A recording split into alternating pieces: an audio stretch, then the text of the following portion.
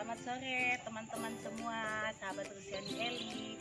Hari ini saya kembali ke YouTube channel saya. Saya akan berbagi tentang cara merawat tanaman Kamboja, karena banyak sekali teman-teman bertanya kepada saya bagaimana daun Kamboja saya kok bisa menjadi lebar-lebar dan subur, kemudian dengan sangat mudah berbunga. Nah, hari ini saya akan membahas tentang bagaimana Kamboja ini bisa mempunyai daun-daun yang subur seperti ini.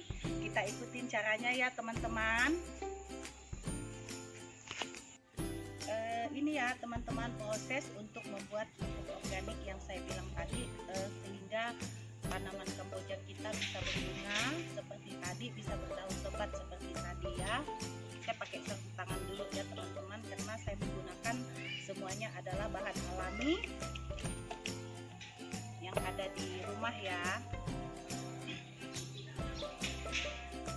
Nah, ibu-ibu atau teman-teman pastinya punya limbah di rumah ya. Kita punya limbah makanan, misalnya sisa-sisa kita mengupas buah-buahan, sisa-sisa dari sayur-sayuran, batang-batang sayuran ya teman-teman ya.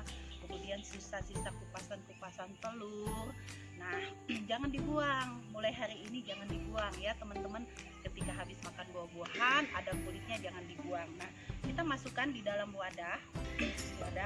Kita masukkan di dalam wadah yang bertutup ya teman-teman. Tadi sisa sayuran, sisa buah-buahan itu kita masukkan di dalam wadah. Kemudian kalau ada sisa-sisa rebusan air, misalnya rebus telur atau rebus buah pisang atau rebus buah ubi, segala macam boleh dimasukin airnya di dalam wadah ini tadi. Nah, kemudian kita tutup, kita biarkan 2-3 hari ya teman-teman ya. Nah, setelah kita ambil, kita saring dulu teman-teman. Jadi hasilnya seperti ini.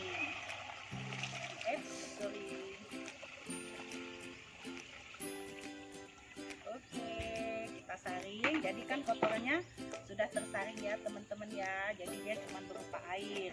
Nah, setelah kita saring, teman-teman kan setiap hari pasti juga menanak nasi ya, memasak nasi. Nah, kita air berasnya jangan dibuang.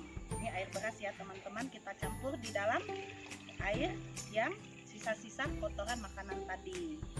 Nah, boleh kita tambahin air sedikit. Ini air biasa. Gitu ya teman-teman. Jadi hasilnya jadilah air yang bisa kita siramkan nanti untuk tanaman kita tadi, supaya subur daun-daunnya. Kita tidak perlu ke pasar untuk mencari pupuk dan segala macam. Sederhana sekali, karena ini semua bisa kita dapat dari rumah dan limbahnya ada di rumah. Air yang kita bikin tadi terbuat dari limbah. Nah, sisa limbah ini jangan dibuang. Jadi kita buang ini, limbah ini kan bisa menjadi hancur. Jadi sisa-sisa yang besar-besar begini kita buang di tanaman-tanaman yang lebih besar. Misalnya teman-teman di halaman belakang punya tanaman lengkeng, punya tanaman kelapa atau buah pepaya, silakan yang tanaman di tanah diberi seperti ini. Nah, tapi kalau untuk di pot kita hanya mengambil airnya saja. Oke, kita akan menyiram tanaman kita ya.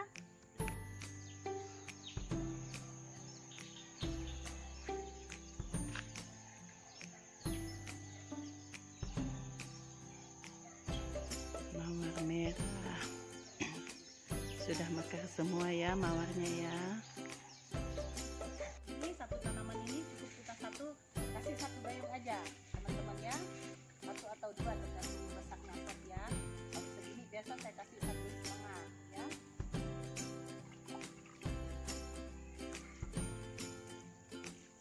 Cukup kita lakukan 1 minggu 1 kali saja teman-teman ya.